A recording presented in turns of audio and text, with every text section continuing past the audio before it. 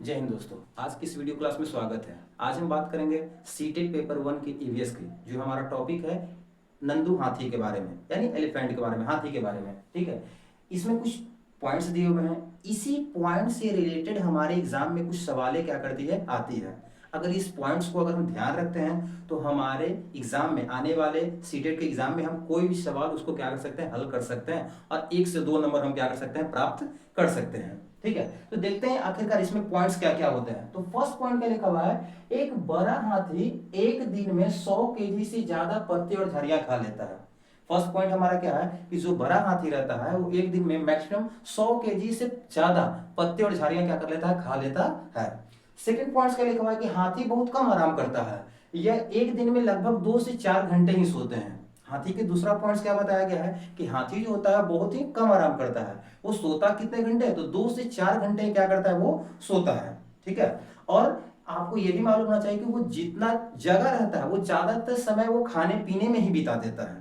ठीक है, उसको ज्यादातर समय वो खाने पीने में बिता देता है, इसलिए बेचारा वो क्या करता है, 2 से 4 घंटा ही सो पाता है। थर्ड क्या लिखा हुआ है, हाथी के कान भी पंखे की तरह होते हैं।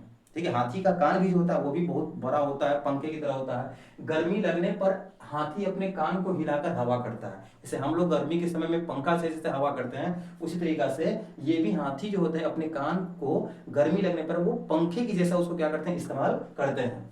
फोर्थ पॉइंट क्या लिखा हुआ है कि 3 महीने के हाथी का वजन 100 केजी होता है। यानी कि जो हाथी होता है वो लगभग 3 महीने के होते हैं, तो उसका वेट लगभग उसका कितना होता है, 200 केजी होता है।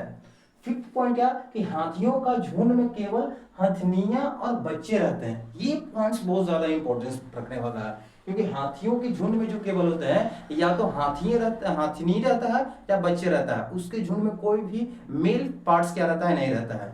या तो उसका हाथनी यानी कि फीमेल एलिफेंट रहती है, और कौन रहते हैं, उसके बच्चे रहते हैं, वो हाथियों के ग्रुप में, झुंड में।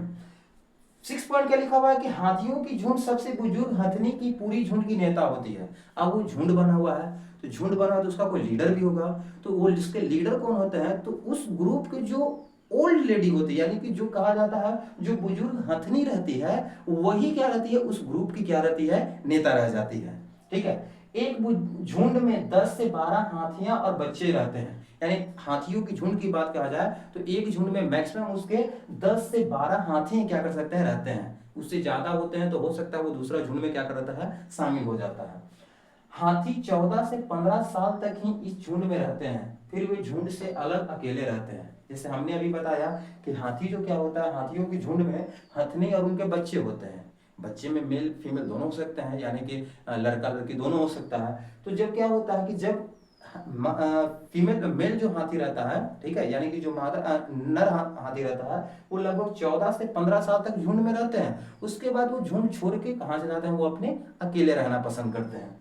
उसके बाद क्या लिखा है, बगुला और भैंस की पीठ पर बैठता है, क्योंकि बगुला तथा भैंस में सहजीवी संबंध होता है। जैसे आपको ये बहुत सारा पूछा जाता है कि बगुला जो होता है वो भैंस की पीठ पर बैठता है, क्यों बैठता है, तो आपको पता होगा बगुला के भैंस की पीठ पे जो छोटा छोटा कीड़े मकोड़े होते हैं वो उसको चूज करके क्या करता है, चुन करके खा जाता है। ठीक है, इससे क्या होता है, बगुलों को भी पेट भर जाता है और भैंस को भी क्या होता है, उसकी भी मदद मिल जाती है। इसलिए उन दोनों के बीच में कौन सा संबंध कहलाता है, सहजीवी संबंध। सहजीवी संबंध का मतलब हुआ इससे इन दोनों का आपस में क्या होता है, फायदा होता है।